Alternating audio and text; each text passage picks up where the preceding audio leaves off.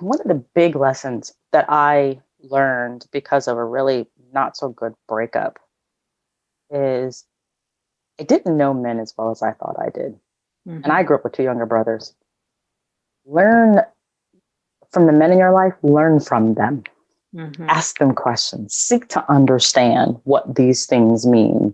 That's really important because if you go into relationships thinking that men respond to women the same way your best friend, your girlfriends respond to you, you're kind of wrong. They don't respond that way. And men do compartmentalize things, right? And so we get emotional about things. Men, they don't really get emotional in the way that we do. So learn about men, but learn about men not from the guy that you're with, from the men that are in your life, right? Because they're going to give you, I think, some really good information, unbiased information that you can take. You're listening to Real Love, Real Stories, a podcast to share, to learn, and thrive in love. So no matter where you are on the love continuum, this is the place to be. My name is Kanu and I'm the host, and thank you so much for being here. Well, my name is Veronica Armstrong, and I live here in Phoenix, Arizona. And I'm a corporate exec by day and a life, leadership, and Gallup certified strengths coach on the side. Nice. And I have been married, I've been my husband for 16 years. It'll be 17 years this year. Married 16 years. Yeah. Nice. Yeah, that's awesome. So speaking about your love story with your husband, why don't you take us back and tell us, how did you guys meet? Well, I have a cousin who lives here in Arizona. And actually, before I say that, so my husband and he has a cousin who was a news anchor in New York. I grew up in New York. My husband's from Michigan. And this news anchor was on ABC News, and she lived in my town. And her mother, when they moved there, her mother needed a hairstylist. My mother was a hairstylist. So my mother started doing her mother's hair. And then I moved out here years later, and my cousin knew that we had the 6 degrees of separation. His cousin, news anchor in New York, my mother did her mother's hair.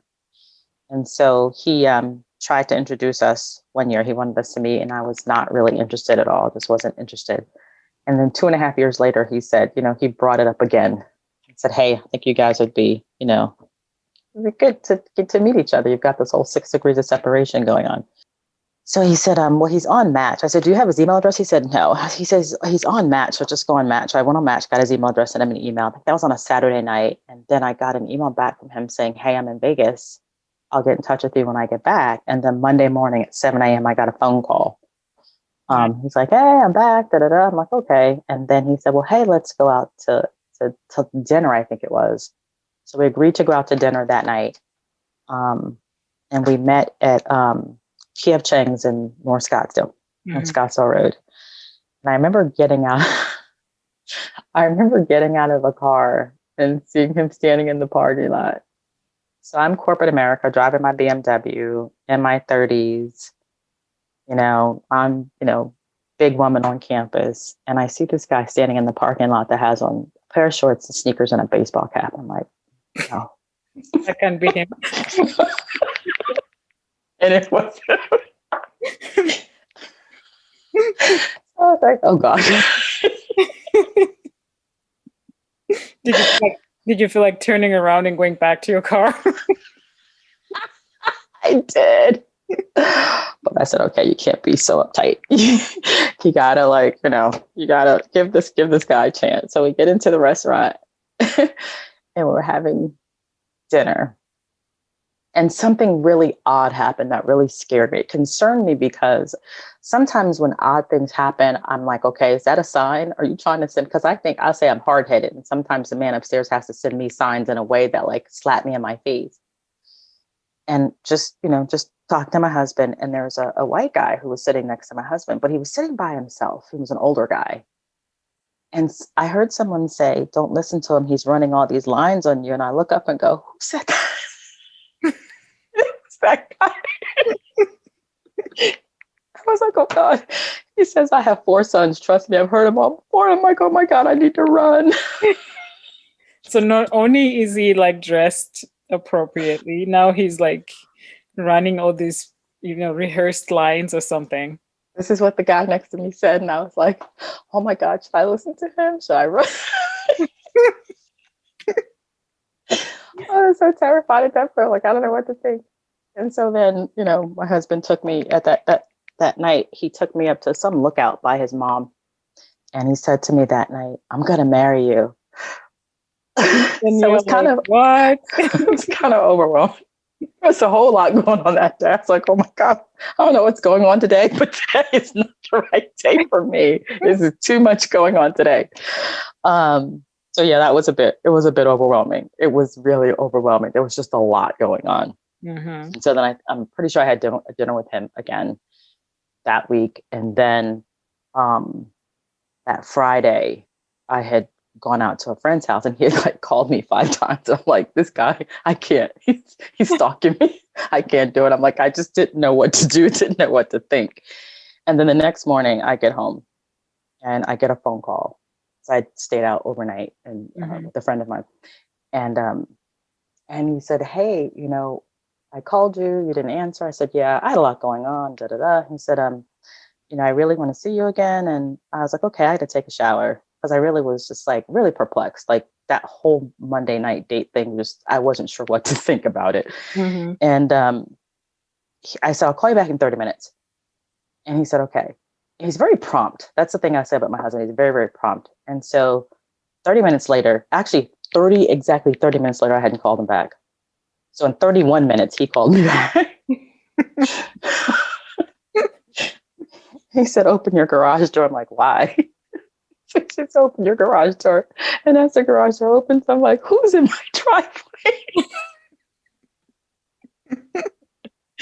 So he's sitting in my driveway and I'm like, oh God. What in the world is going on? And so he took me to, I was so overwhelmed by him.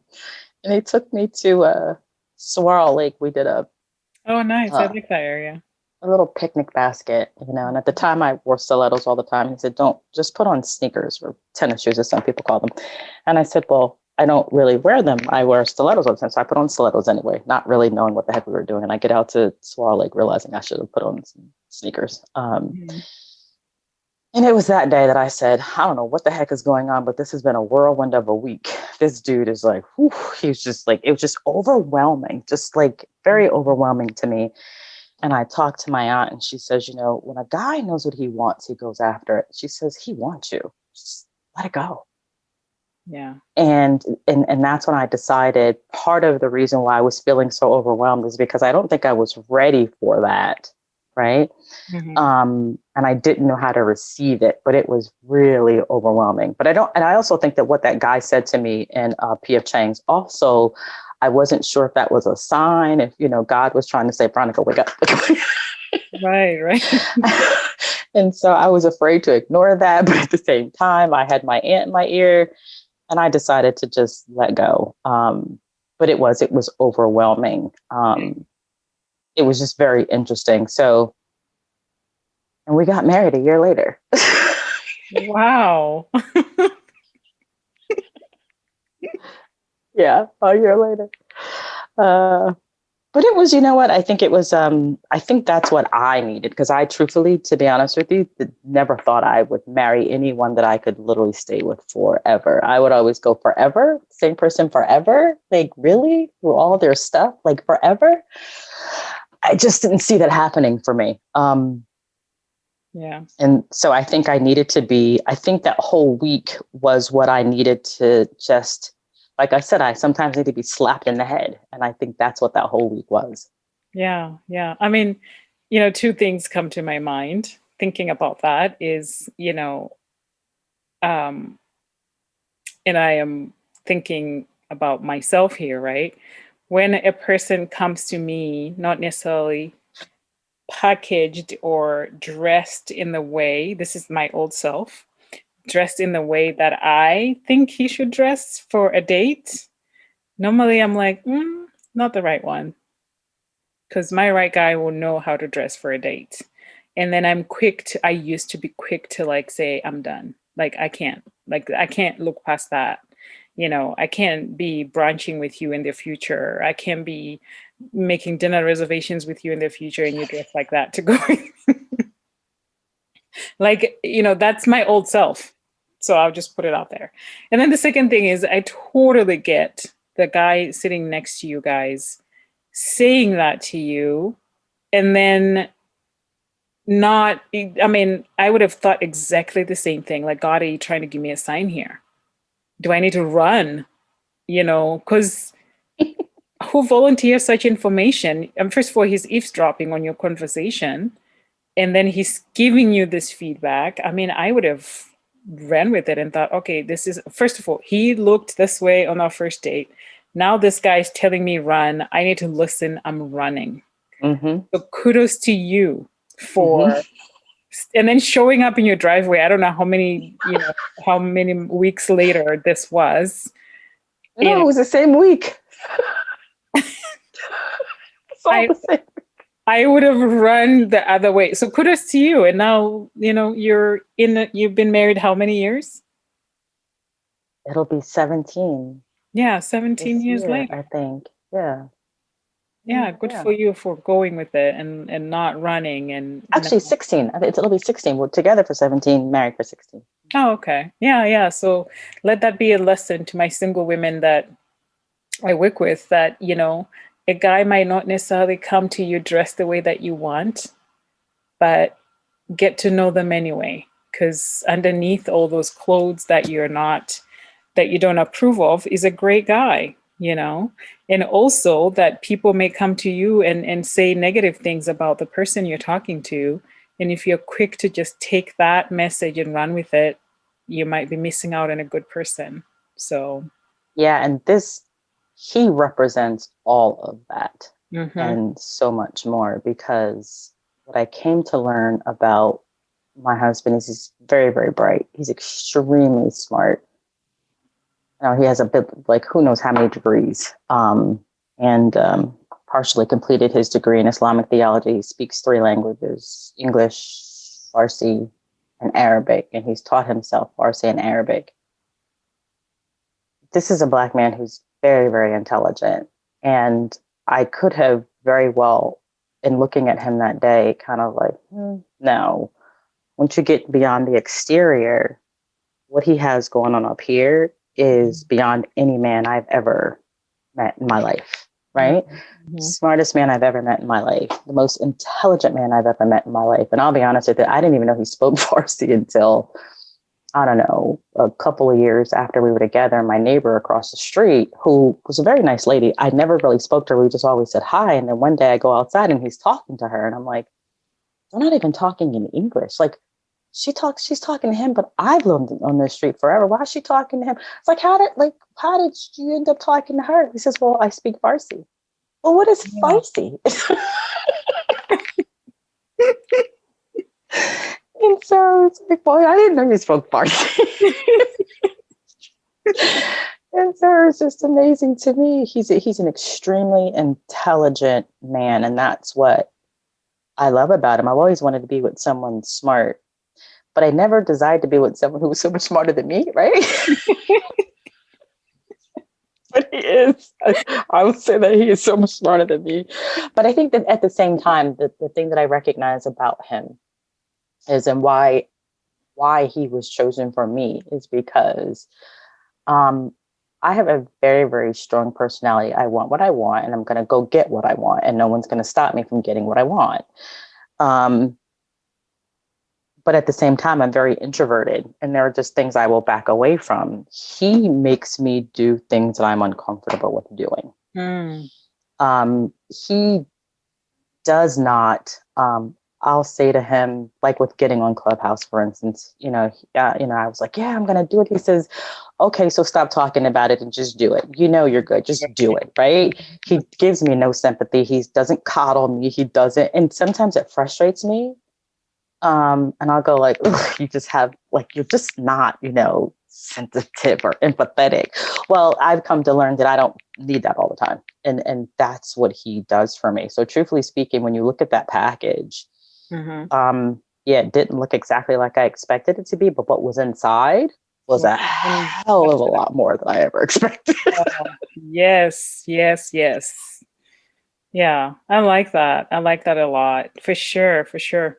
Yeah, so a year later you got married. What was the engagement like? It wasn't, because he moved in 2 weeks after we met, and then we got married a year later.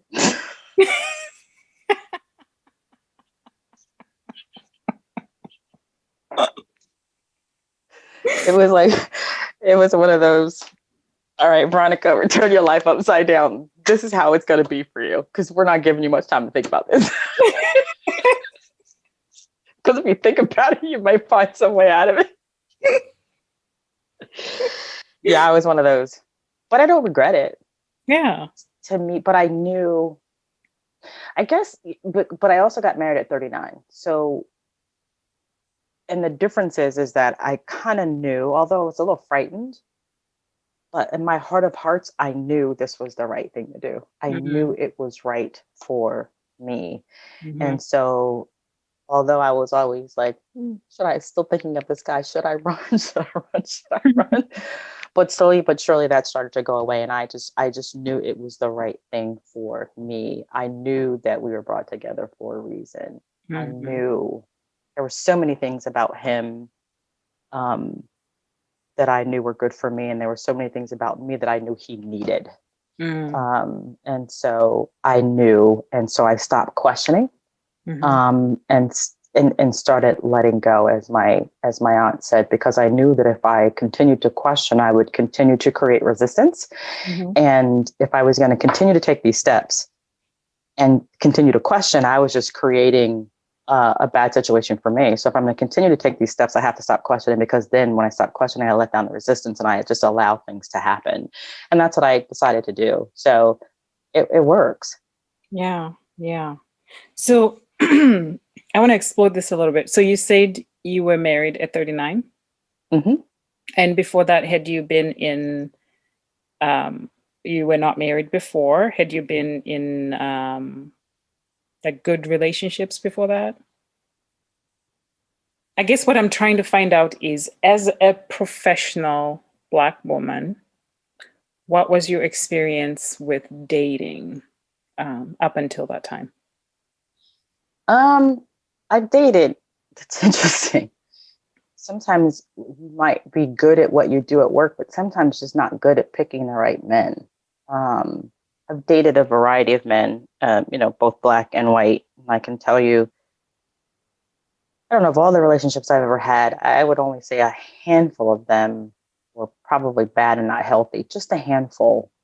But I enjoyed most of the relationships I was in. They just weren't right. Mm-hmm. The relationship I had the longest before my husband was with a Polish guy, Mm-hmm. that I dated when I think we started dating when I was in college. He was the best friend of my best friend's cousin. Um, and we started dating when I was in college, and he was a nice guy. He was a really sweet guy. He was a very kind guy. And we dated for 7 years, and we lived together for, I think, 3 of those 7 years. But at some point in time, I realized it was not the right situation. Something similar to what I described my husband when you're looking at the package. But what was Mm-hmm. different about that is that this guy was an alcoholic, and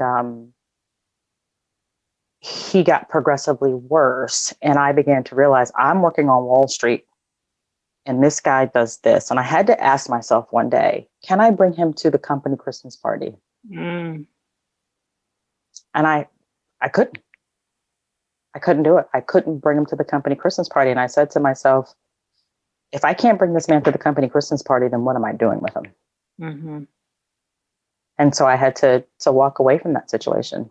And it was tough, because he was probably, up until I met my husband, and he was probably one of the nicest people I'd ever met. And was very much a nurturer, took care of me, just he did all those amazing things. He just was an alcoholic, and just could not function, and just was an embarrassment. So I said, I just can't do it. And Mm-hmm. so I had to kind of walk away from that situation. So that was a good situation, but bad at the same time, But I haven't really been in any like really bad situations. But I will say at the same time, even though I'm good at what I do, not always good at picking the right guy. I mean, I think that's pretty typical of many of us. Yeah, for sure, for sure. So what do you think, the 17 years being together with your husband, what do you think makes your relationship work? Sometimes I think that we have these expectations, women, we have these expectations that men are a certain way, and they're not necessarily who we think we are, who we think they are. Not every single man is, this macho guy. So I think a lot of men are much more sensitive than we realize. And once we start to realize that and we stop forcing certain things or stop having certain expectations, I think things will, get better.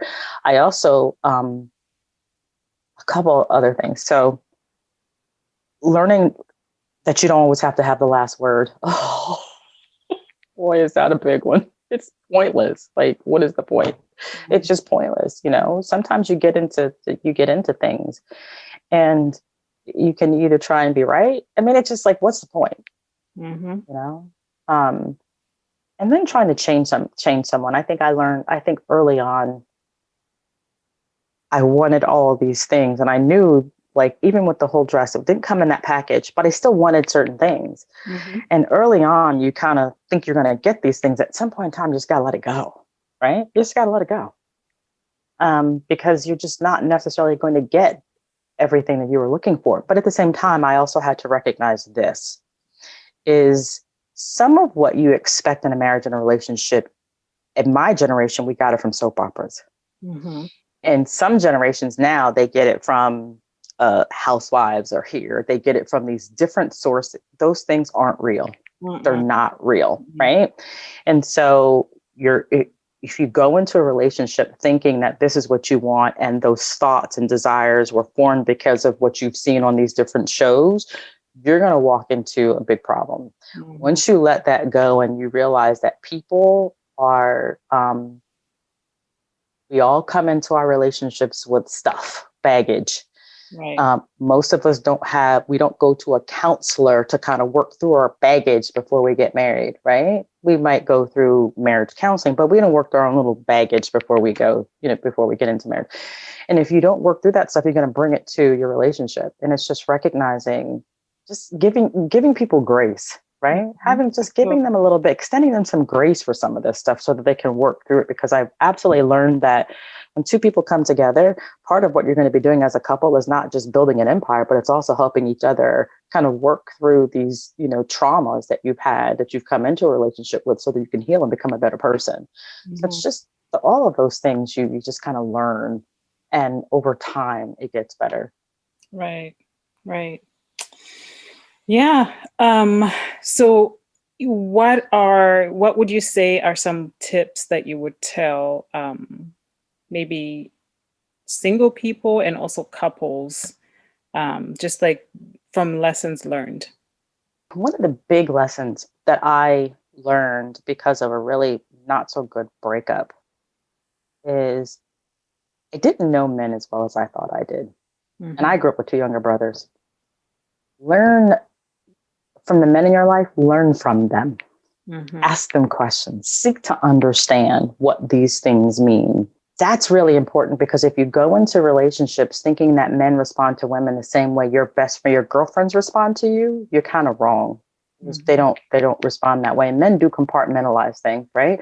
And so we get emotional about things. Men, they don't really get emotional in the way that we do. So learn about men, but learn about men not from the guy that you're with, from the men that are in your life, right? Because they're going to give you, I think. The other thing is, know what you want going into a relationship. Be very, very clear about that. Don't try to establish that based on the person that's standing in front of you. Right. Establish that based on what it is that you know and you desire. That's number 2. Number 3, become that which you want to attract.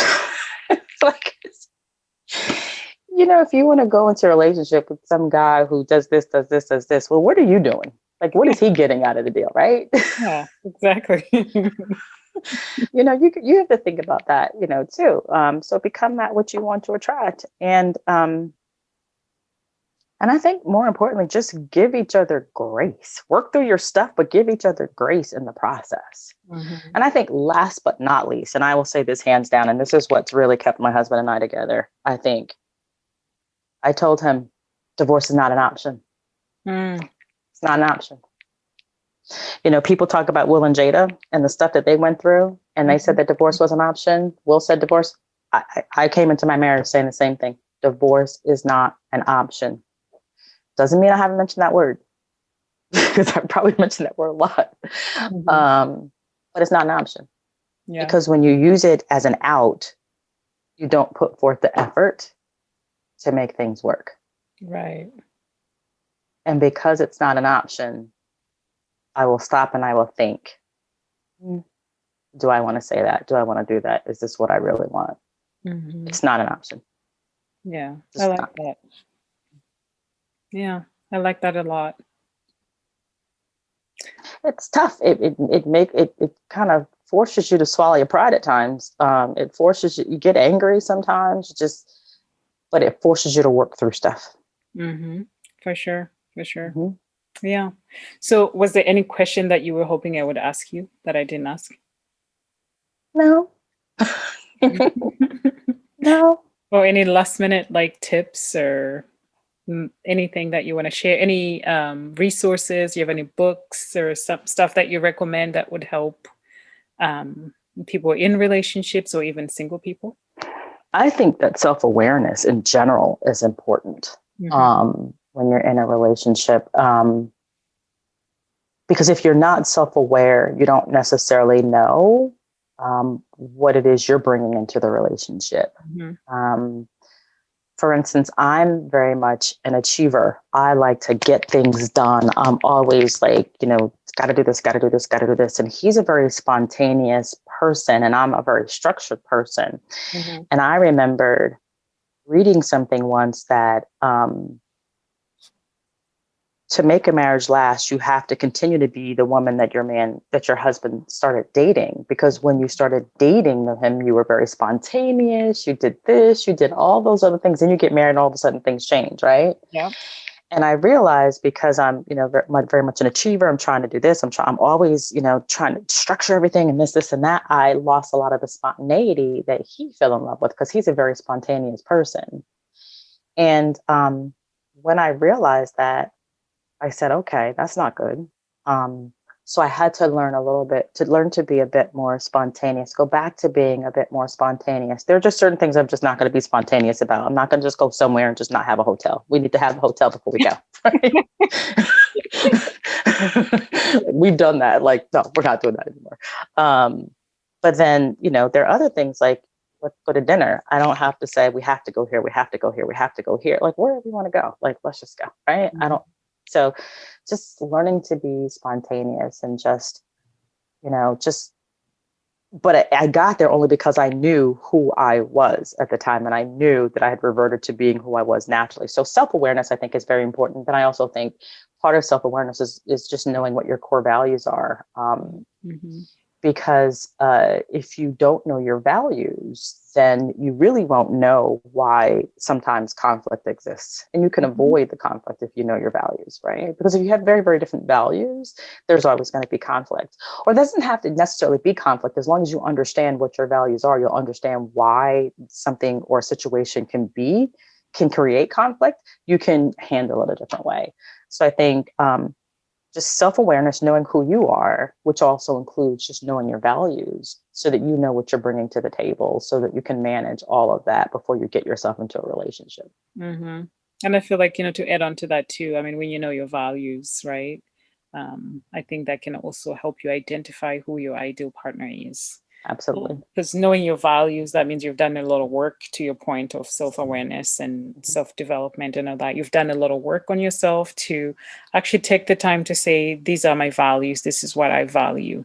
These are my guiding principles, So yeah, that's one of the things that I help, the women I work with, is we need to identify your values. Do you know what they are, And the guy might show up in front of you, and you might not look at him because you're Mm-hmm. looking at the outward appearance versus looking at the deeper things like your values and what the person is like. Right. That's why I love your story a lot, because I feel like a lot of single people, including myself, I feel like we've missed a lot of opportunities, Mm-hmm. just based on we judged a person, a book by its cover, and we didn't give time to read what's inside. It's a great book, but you judged it based on its cover and you missed out on a really good, narrative or story. So yeah, that's why I love your story a lot. Mm-hmm. Yeah. So thank you so much for being on Real Love Real Stories. I thoroughly enjoyed hearing your story, and I cannot wait for the audience to hear it. Oh, wonderful. Thank you. Yeah. Thank you so much for listening and all the way to the end. I am genuinely so grateful. So now you can continue to show your support in a few different ways. The first one is, if you can think of someone who might benefit from this episode, please send it to them. And the second thing is, we all are on social media, Facebook, Instagram, and the like. So please share this episode. And I love it when people tag me to their post. And 3, head over to iTunes. You can leave a review and you can rate this episode. All your feedback is very helpful, and it helps this podcast get visible so others can listen to all these great stories. Thank you so much. Till next time.